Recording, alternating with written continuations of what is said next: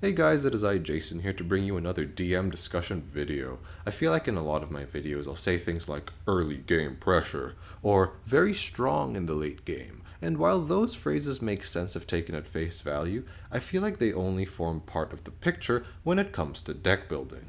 In this video, I'm going to go over my perspective on the different stages of the Duel Masters TCG game.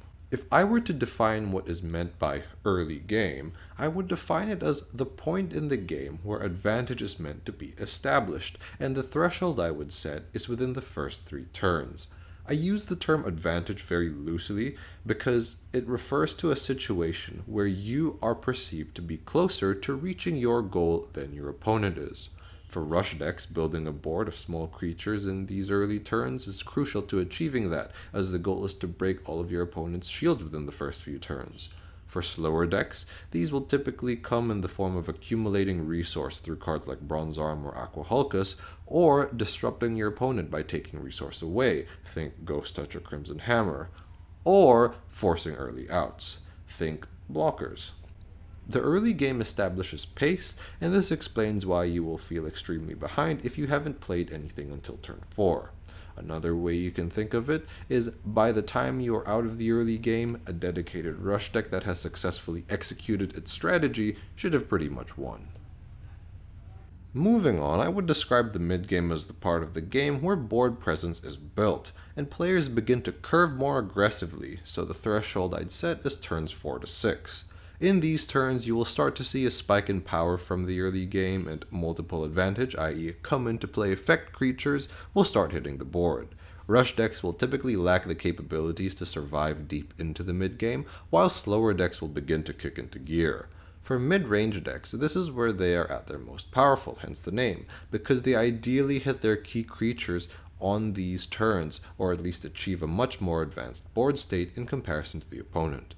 Control decks will also begin to show signs of life, but if they aren't playing cards that build resource, chances are they are still only playing one card at a time.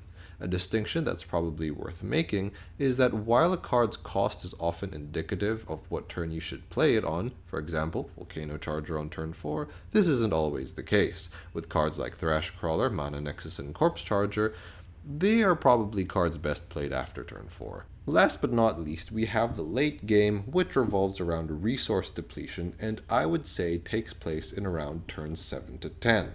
This is when our slower boss monsters start coming out, signaling we are trying to end the game.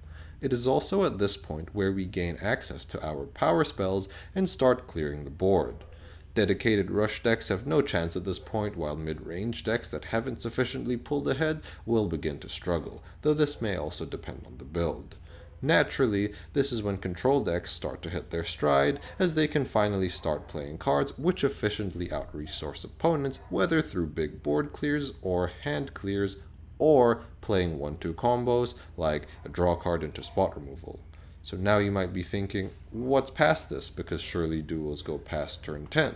I suppose you could call that the super late game, and this is a phase that is tricky to define.